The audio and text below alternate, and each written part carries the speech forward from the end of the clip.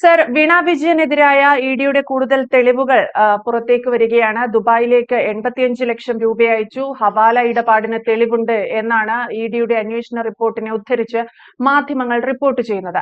ഇത്തരത്തിലുള്ള വാർത്തകൾ പുറത്തു വരുമ്പോൾ പിണറായി വിജയന്റെയും പാർട്ടിയുടെയും ഭാവി തുലാസിലാകുമോ എന്നതാണ് ചോദ്യം.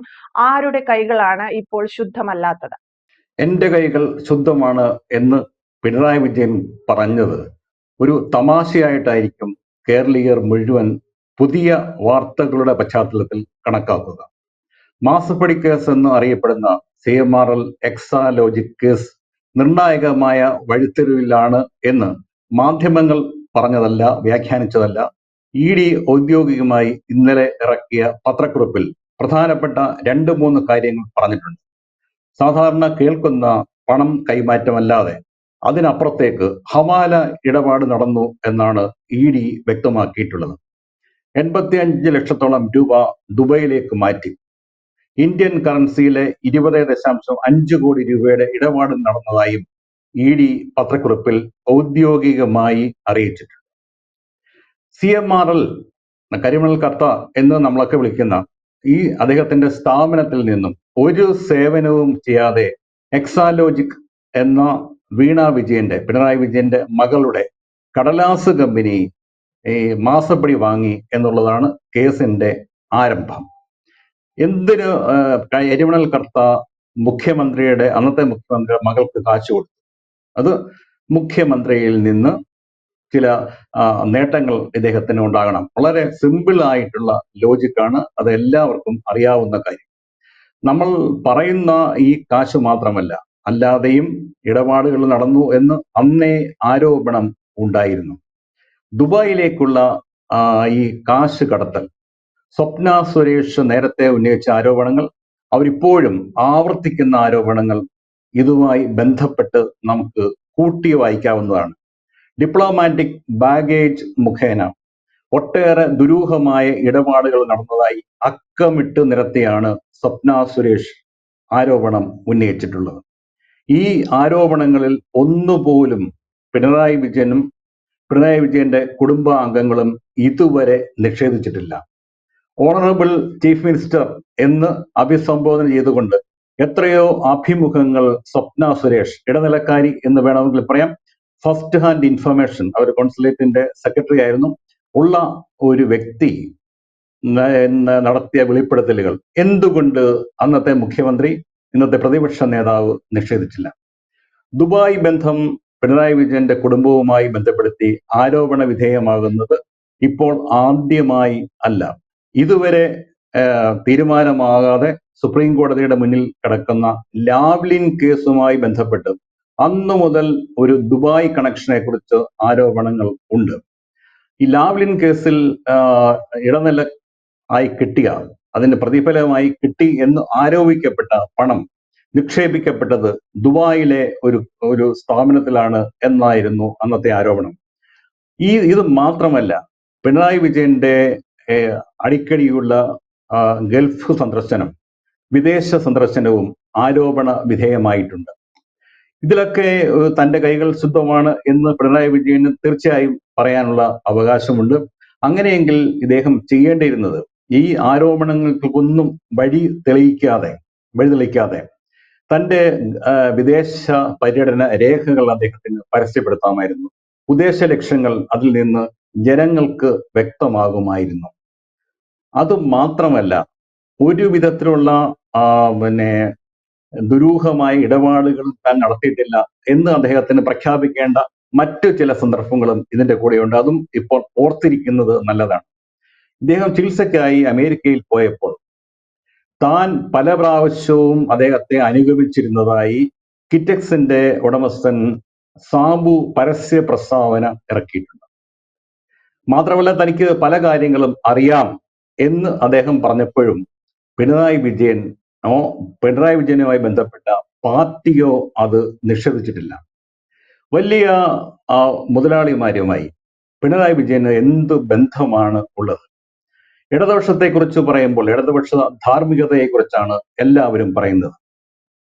അത് സത്യമാണ് താനും.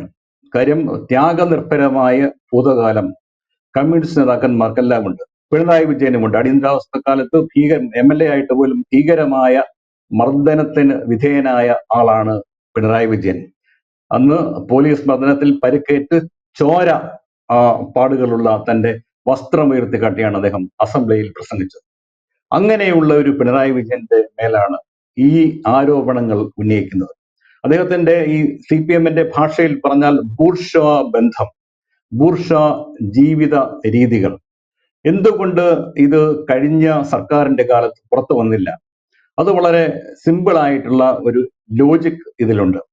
ഇന്ത്യയിൽ കോൺഗ്രസ് ഹടാവോ, കോൺഗ്രസ് മന്ത്രിസഭകളെ തകർക്കുക അല്ലെങ്കിൽ കോൺഗ്രസ് അധികാരത്തിൽ വരാതിരിക്കുക എന്നുള്ളതാണ് BJPയുടെ രാഷ്ട്രീയ ലക്ഷ്യം. ദേശീയ തലത്തിൽ 2-3 സീറ്റുകൾ മാത്രം ഉള്ള വളരെ നെഗ്ലിജിബിൾ ആയിട്ടുള്ള ഒരു രാഷ്ട്രീയ ശക്തിയായ CPM-നെ BJP-യോ സംഘപരിവാരോ കണക്കാക്കുന്നില്ല. പക്ഷേ കേരളത്തിൽ അവർക്ക് ഒരു പ്രയോജനം ചെയ്തു. കഴിഞ്ഞ 10 വർഷം പിണറായി വിജയന്റെ സർക്കാരിന്റെ കാലത്ത് കോൺഗ്രസിനെ ദക്ഷിണേന്ത്യയിലെ പ്രധാനപ്പെട്ട സംസ്ഥാനങ്ങളിൽ നിന്ന് മാറ്റി നിർത്താൻ BJP-ക്ക് സാധിച്ചു. അപ്പോൾ BJP ചെയ്തത് പിണറായി വിജയനെതിരായിട്ടുള്ള കേസുകളിൽ മെല്ലെപ്പോക്ക് നയം സ്വീകരിച്ചു. തിരിച്ചങ്ങോട്ട് പിണറായി വിജയൻ, നമുക്കറിയാം ഡൽഹിയിലൊക്കെ ആം ആദ്മി പാർട്ടി സർക്കാരും പാർട്ടിയും മുഖാമുഖമാണ് BJP-ക്കെതിരായി പോരാടിയിട്ടുള്ളത്. എല്ലാ ദിവസവും BJP-യുടെ ഹെഡ്ക്വാർട്ടേഴ്സിലേക്ക് റാലി നടത്തുന്ന പാരമ്പര്യം ആം ആദ്മി പാർട്ടിക്ക് ഉണ്ടായിരുന്നു. അതിന്റെ മുഖ്യമന്ത്രിയും ഉപമുഖ്യമന്ത്രിയും മുതിർന്ന നേതാക്കളും ഉൾപ്പെടെയുള്ള മുഴുവൻ നേതാക്കളെയും അറസ്റ്റ് ചെയ്യുകയും മുഴുവൻ MLA-മാർക്കെതിരായി കേസുകൾ ചാർജ് ചെയ്യുകയും ചെയ്തപ്പോഴും ഇത്രയും ഗുരുതരമായ ആരോപണങ്ങളുള്ള, അതിന് നമുക്ക് കൃത്യമായി പറയാൻ പറ്റും, അതിന്റെ രേഖകൾ മുഴുവൻ ED-യുടെയും CBI-യുടെയും കേന്ദ്ര ഏജൻസികളുടെയും കയ്യിൽ ഉണ്ടാവും. ഇങ്ങനെയുള്ള അവസ്ഥയിൽ എന്തുകൊണ്ട് പിണറായി വിജയനെതിരായി ഒരു നടപടിയും കഴിഞ്ഞ കാലത്ത്, അദ്ദേഹം മുഖ്യമന്ത്രിയായിരുന്ന കാലത്ത് സ്വീകരിച്ചില്ല? ഞാൻ പറഞ്ഞ രാഷ്ട്രീയമായിരുന്നു അതിന്റെ പിന്നിൽ. തൽക്കാലം തങ്ങൾക്ക് എന്തെങ്കിലും നിർണായകമായ ഒരു പൊസിഷൻ ലഭിക്കുന്നിടം വരെ കേരള രാഷ്ട്രീയത്തിൽ പിണറായി വിജയൻ തുടരട്ടെ എന്നുള്ളതായിരുന്നു കഴിഞ്ഞ സർക്കാരിന്റെ കാലങ്ങളിൽ BJP-യുടെ നിലപാട്.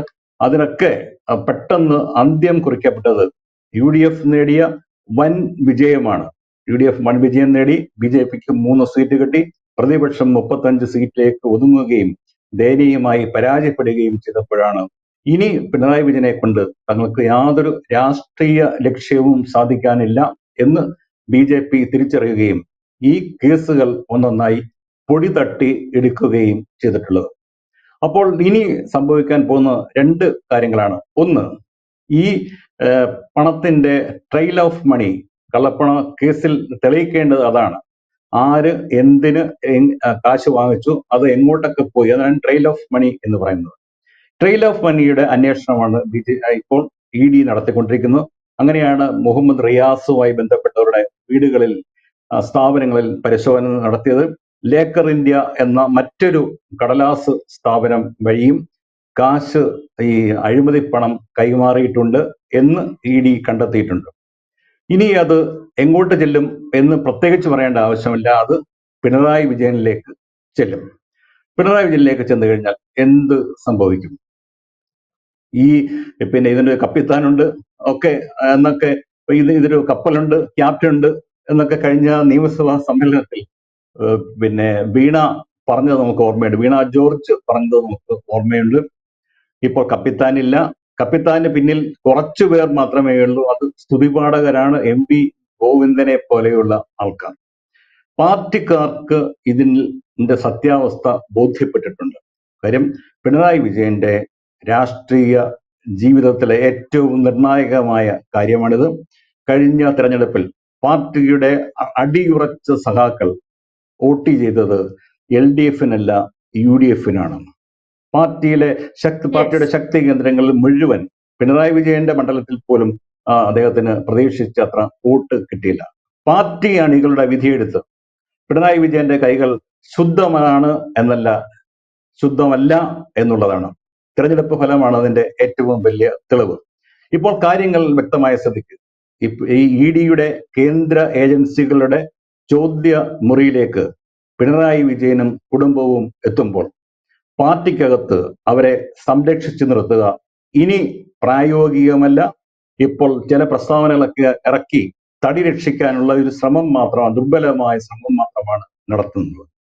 അപ്പോൾ രാഷ്ട്രീയം CPM-ന് ഇപ്പോൾ കേരള രാഷ്ട്രീയത്തിൽ CPM-നെ മൊത്തം അടക്കിയവാണ് ഇരിക്കുന്ന പിണറായി വിജയന്റെ കാലം ഒട്ടും നന്നല്ല. ഇടതുപക്ഷ രാഷ്ട്രീയം ഇപ്പോൾ ഭോഗികളുടെ കർമ്മരംഗമാണ്. പിണറായി വിജയൻ വീണുതല്ലോ കിടക്കുന്നു അഗാധമാം തായ്ക്കണ്ടത്തിൽ. എന്തായാലും പിണറായി വിജയനും വീണ വിജയനും പാർട്ടിക്കും ഉൾപ്പെടെ ഇതിൽ നിന്നും തടിയൂരി പോരുക അത്രയാകും എന്ന് തോന്നുന്നില്ല. ഹവാല ഇടപാടിന് വ്യക്തമായ തെളിവുകൾ വീണ വിജയന്റെ ഡയറിയിൽ നിന്ന് നേരിട്ട് തങ്ങൾക്ക് ലഭിച്ചിട്ടുണ്ട് എന്ന് തന്നെയാണ് ED ആണയിട്ട് പറയുന്നത്.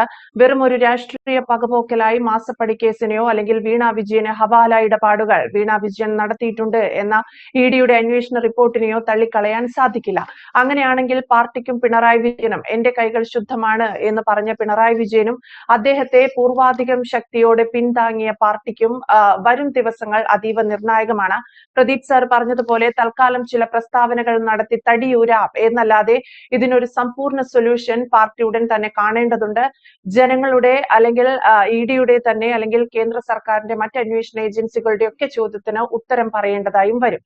എന്തായാലും മുൻ മുഖ്യമന്ത്രി പിണറായി വിജയനെയും മകൾ വീണ വിജയനെയും ഇനി അങ്ങോട്ട് ഇതുപോലെ പാർട്ടിക്ക് സംരക്ഷിച്ചു നിർത്താൻ സാധിക്കില്ല എന്നത് വ്യക്തമാണ്. Thank you Pradeep sir. കൂടുതൽ വാർത്തകളും വിശേഷങ്ങളും നിങ്ങളിലേക്ക് എത്താൻ ABC മലയാളം സബ്സ്ക്രൈബ് ചെയ്യുക, ബെൽ ബട്ടണും അമർത്തുക.